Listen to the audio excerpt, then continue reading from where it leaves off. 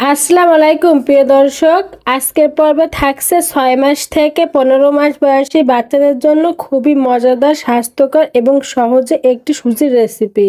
দর্শক, শিশু বেড়ে ওঠার সাথে সাথে তাকে এমন ধরনের খাবার দিতে হবে একটি খাবার থেকে সব ধরনের carbohydrate, good fat, vitamin, minerals একসাথে পেয়ে যাবে। এই খাবারটি যদি বাচ্চারা সকালে এক বাটি খায় তাহলে তার শরীরের অর্ধেক অংশ পুষ্টির চাহিদা পূরণ হয়ে যাবে এই খাবারটি থেকে। দর্শক, ভিডিওটি না টেনে পুরো ভিডিওটি দেখার অনুরোধ করছি। এখানে আর কথা না বলে চলে যাচ্ছি মূল রেসিপিতে।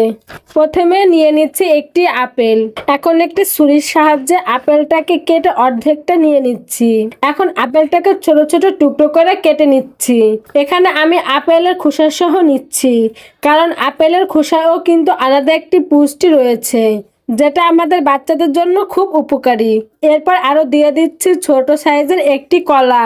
দর্শক, আপেল আর কলা বাচ্চাদের জন্য নিরাপদ ফল হিসেবে বিবেচিত হয়, তাই কলা আর আপেল বাচ্চাকে ৬ মাসের পর থেকেই দেওয়া যেতে পারে। এই দুইটি ফল বাচ্চাদের রোগ প্রতিরোধ ক্ষমতা বৃদ্ধি করে ও ওজন বৃদ্ধি করতে সাহায্য করে।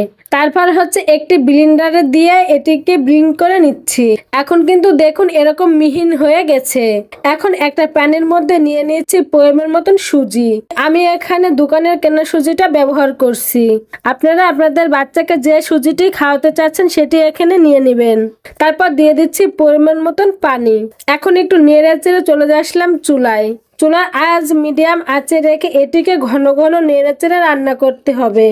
এখানে আমি কিন্তু কোনো লবণ ব্যবহার করিনি, চিনিও ব্যবহার করি নাই, কারণ ১ বছরের নিচে বাচ্চাদের খাবারে লবণ ও চিনি ব্যবহার করতে ডক্টররা নিষেধ করেন, কারণ এই বয়সী বাচ্চাদের কিডনি ও লিভার অপরিপক্ক অবস্থায় থাকে, তাই তাদের খাবারে লবণ অথবা চিনি ব্যবহার করা যাবে না। তো যাই হোক, এই যে দেখুন আমি কিন্তু ঘন ঘন নেড়ে চেড়ে সুজি রান্না করে নিচ্ছি।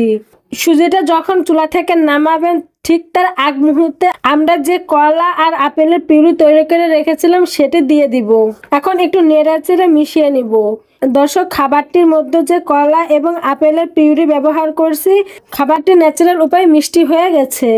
এরপর হচ্ছে আমি এর মধ্যে দিয়ে দিচ্ছি একটু ঘি। ঘিতে রয়েছে প্রচুর পরিমাণ গুড ফ্যাট ও ক্যালোরি, যেটা বাচ্চাদের ওজন বাড়ানোর পাশাপাশি স্মৃতিশক্তি বাড়াতে সাহায্য করে। দর্শক, এ পর্যায়ে আমি চুলা থেকে নামিয়ে নিচ্ছি। আপনার বাচ্চা যেরকম লিকুইড খেতে পারে সেটা বুঝে আপনি চুলা থেকে নামিয়ে নেবেন। দর্শক, এই ছিল আমার আজকের রেসিপি। ভিডিওটি ভালো লেগে থাকলে প্লিজ একটি লাইক দিবেন এবং বাচ্চাদের নিত্য নতুন খাবার রেসিপি পেতে আমার চ্যানেলটি সাবস্ক্রাইব করে বন্ধু হয়ে পাশে থাকবেন। আল্লাহ হাফেজ।